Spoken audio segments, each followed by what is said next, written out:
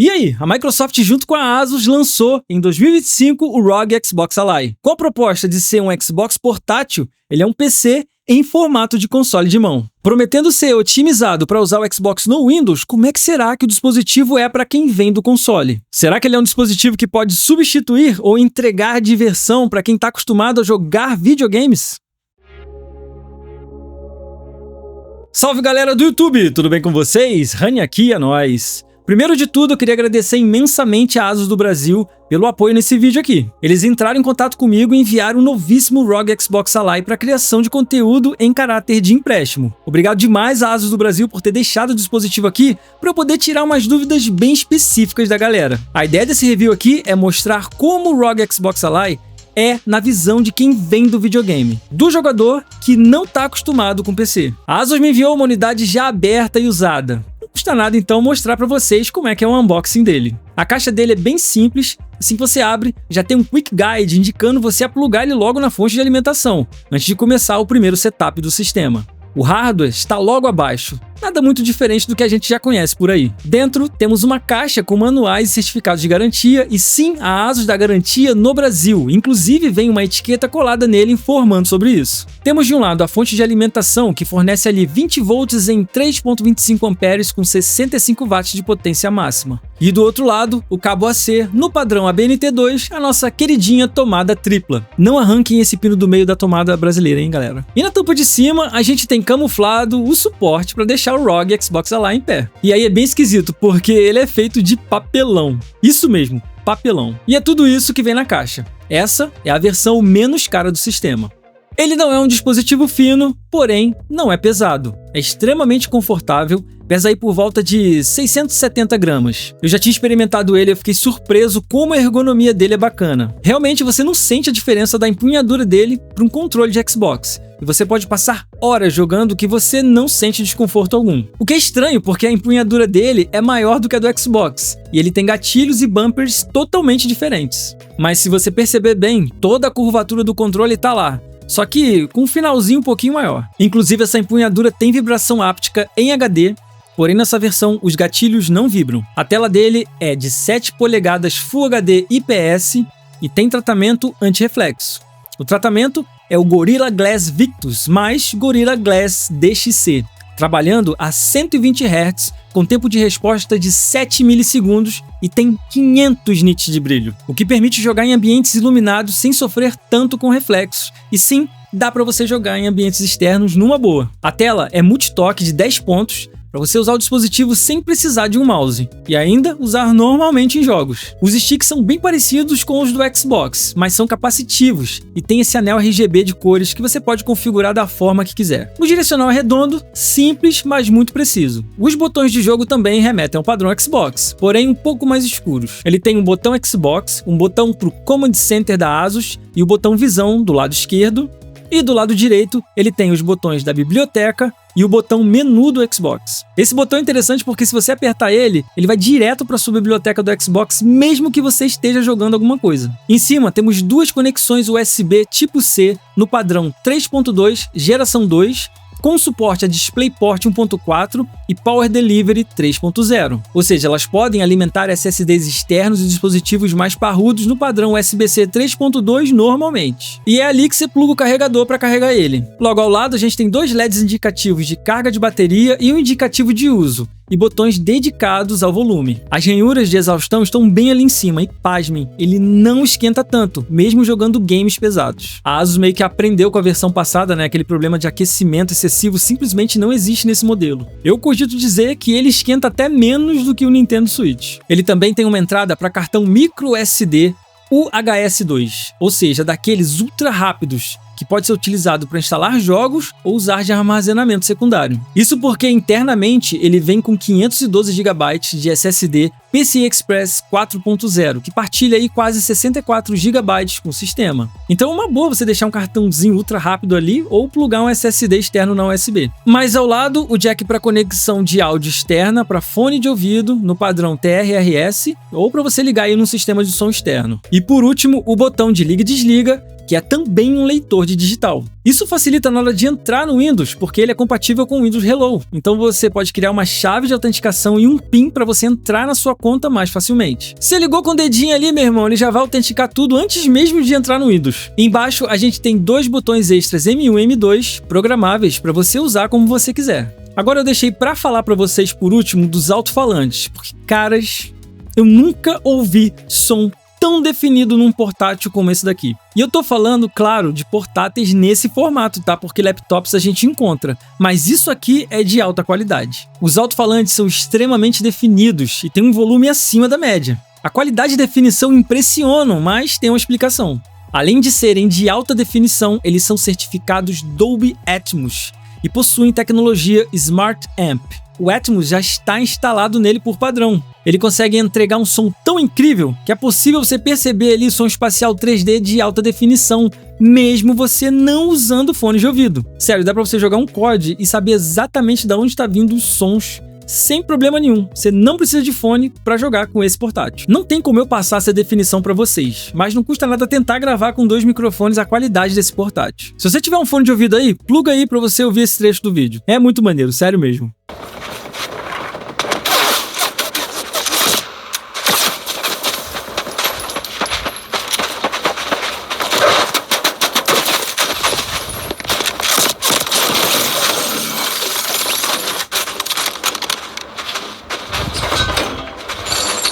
Apesar do ROG Xbox Ally ser um dispositivo para jogar, ele não é um console de videogames padrão.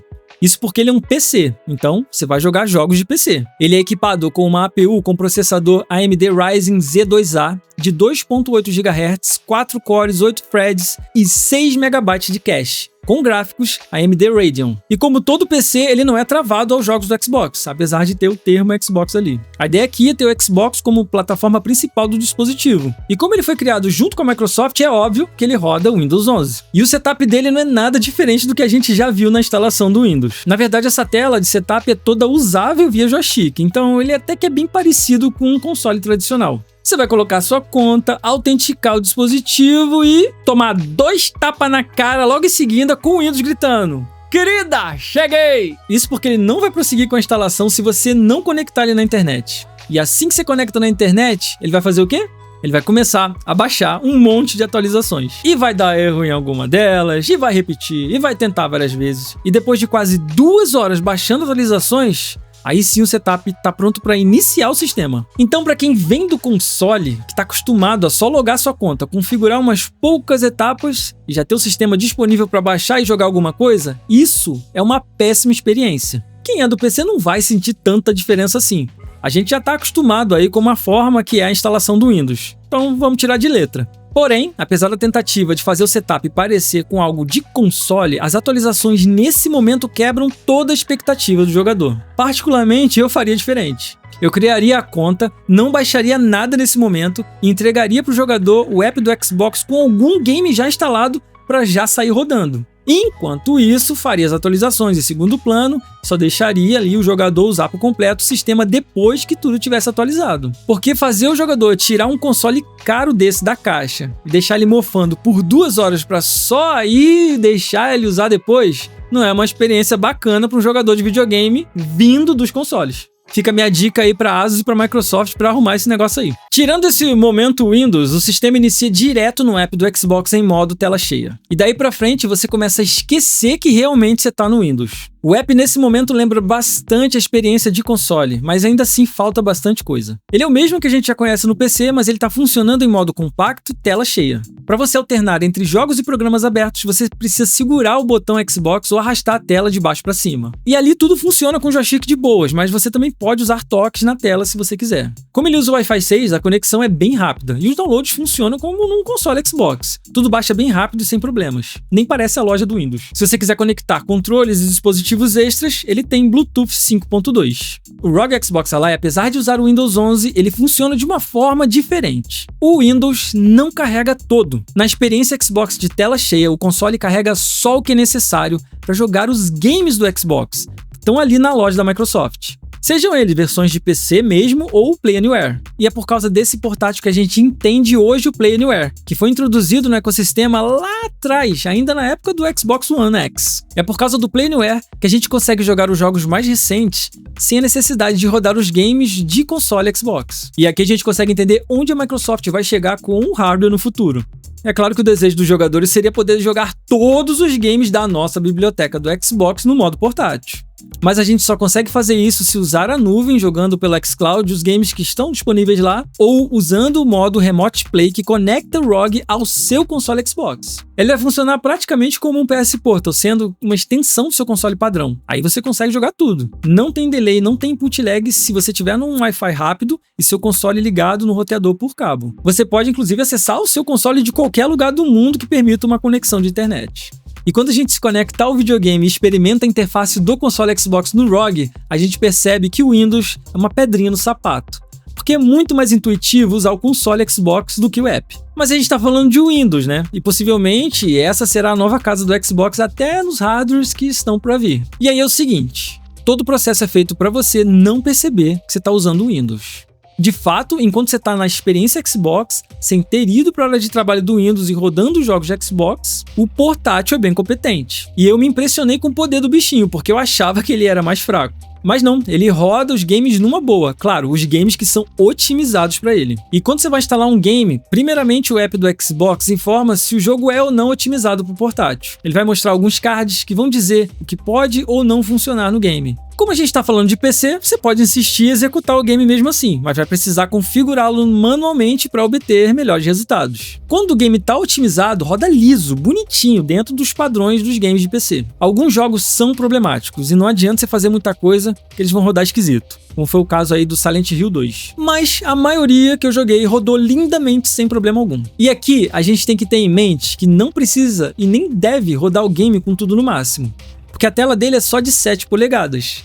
Se você sobe muito a resolução de texturas, sombras, efeitos especiais, você não vai conseguir perceber uma grande vantagem nisso, porque nada disso fica aparente numa tela pequena. Então jogar os games com configurações no médio já é mais do que suficiente. Até mesmo algumas coisas você pode deixar no low, que vai ficar mais interessante e vai poupar a bateria. Como a bateria dele é de 60 Wh, qualquer coisa que você puder salvar é bem-vindo para a autonomia. Normalmente um game pesado dá uma autonomia de mais ou menos 2 horas. Mas se você for esperto, pode baixar a resolução, brilho, configurações pesadas nos games e estender a bateria para bem mais tempo que isso. Nos meus testes, jogando Fortnite com configuração padrão do jogo, a bateria durou tranquilo aí 1h40. Jogos mais simples, tipo 2D, emuladores, a bateria chegou a 4 horas fácil e ainda tinha um pouquinho lá para você usar. E o carregamento é rápido, então não é tão chato assim de gerenciar a bateria dele. Ele também tem uma função encontrada nos smartphones para proteger a bateria, não deixar ela carregar 100%. Isso aumenta a vida útil dela e também não aquece demais a bateria. Você pode instalar outras lojas, como Epic, Steam, entre outras, mas aqui a gente tem um porém. Enquanto a gente está dentro do ambiente Xbox, sem ter carregado o Windows por completo, a gente tem sim um ganho de performance. Os jogos rodam sim mais leves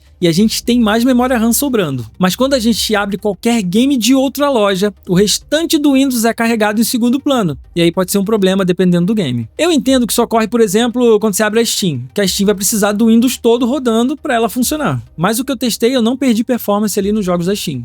Inclusive, God of War rodou lindamente no preset padrão, o que equivale aí ao PS4 Pro, e não precisei baixar resolução nem nada. Mas ao rodar jogos de Xbox logo depois, eu percebi que os games estavam meio sofridos. Ou seja, a otimização que a Microsoft fez, pelo menos por agora, realmente surte efeito nos jogos dela. E eu acredito que essa otimização seja mais percebida nessa versão do que no ROG Xbox Ally X, porque o outro console é mais poderoso. Então a diferença dessa percepção fica pequena ou irrelevante por lá. Mas nesse daqui faz diferença sim. Tanto é que quando você volta para o Xbox, o app pergunta se você quer reiniciar o sistema todo ou só abrir ele já em tela cheia sem otimização. Isso porque reiniciar o sistema todo traz de volta o Windows carregado apenas pela metade. E aí a otimização está ativa. A exemplo, o Silent Hill 2 rodando no boot inicial do Windows. Na sua casa dos 24 frames por segundo, dá pra jogar numa boa. E a gente sabe também que Silent Hill 2 é mal otimizado pra caramba no PC, né? Mas se eu abrir a Steam, rodar um game, sair e abrir o mesmo Silent Hill 2 no Xbox, logo em seguida,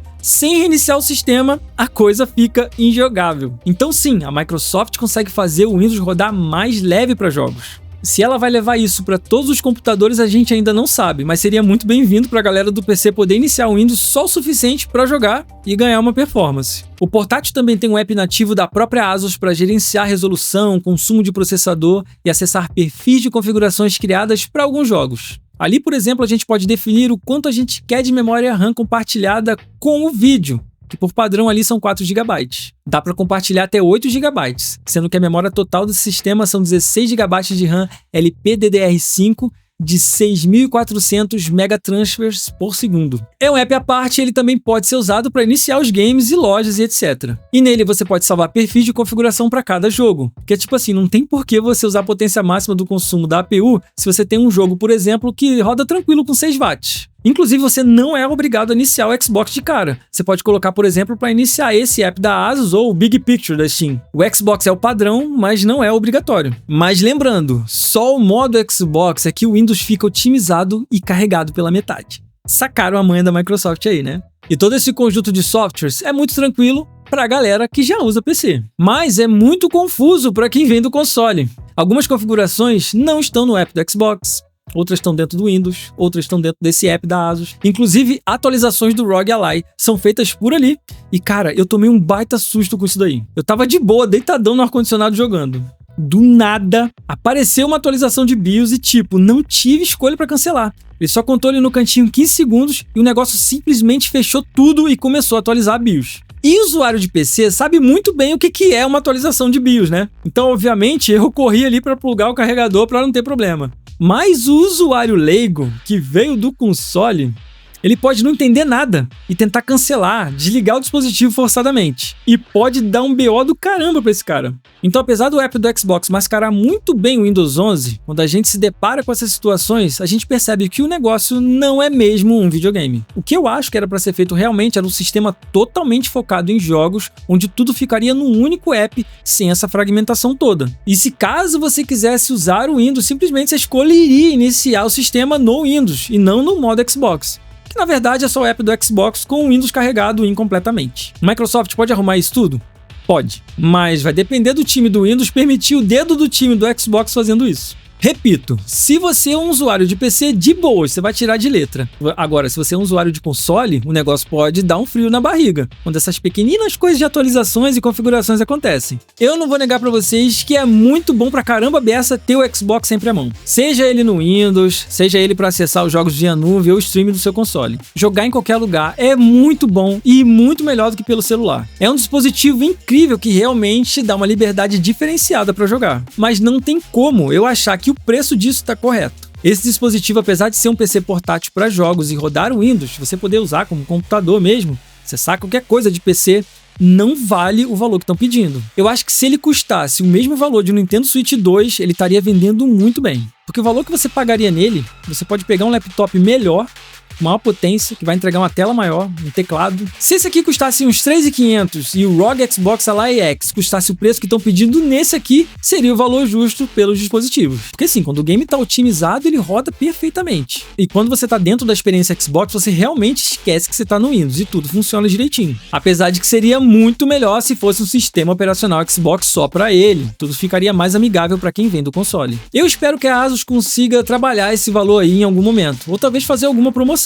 Porque sim, portátil é muito bom. O problema todo tá só no preço aqui no Brasil. E você pode sim usar ele na TV ou monitor. Basta ter um hub USB-C com uma porta HDMI externa. Ou se você tem uma TV da Samsung, você pode conectar ele sem fio para jogar, ou usar ele como um computador normal. A imagem vai para a TV via streaming e dá para usar numa boa. Na minha N90B funcionou bonitinho e eu achei isso aí bem interessante. A ASUS não me deu esse dispositivo, ela emprestou para eu fazer conteúdo. Em fevereiro de 2026 virá uma grande atualização para o Windows 11. E a gente já sabe que a parte de jogos do Windows vai sofrer uma mudança significativa. Seria interessante poder ver como é que isso vai ficar no ROG quando sair, já que em 2026 é o aniversário de 25 anos do Xbox. E a gente sabe que a gente está num período aí de transição dos consoles pro PC, né? Em todo caso, se eu ainda tiver com acesso a ele, ou até mesmo a versão X do ROG Xbox Ally, eu vou querer estudar essas mudanças. Mas diz aí, você curte portáteis? curtiu o ROG Xbox Ally? Você acreditava que daria pra rodar tanta coisa bacana tranquilamente nele ou só a versão mais parruda dele? Se ele fosse mais barato, você compraria? Deixa aqui nos comentários. E se você tiver alguma dúvida, pode deixar aqui embaixo que eu terei o maior prazer em responder. E claro, não se esqueçam de assistir os outros vídeos, hein? Então é isso, Rani aqui, até o próximo review. Fui!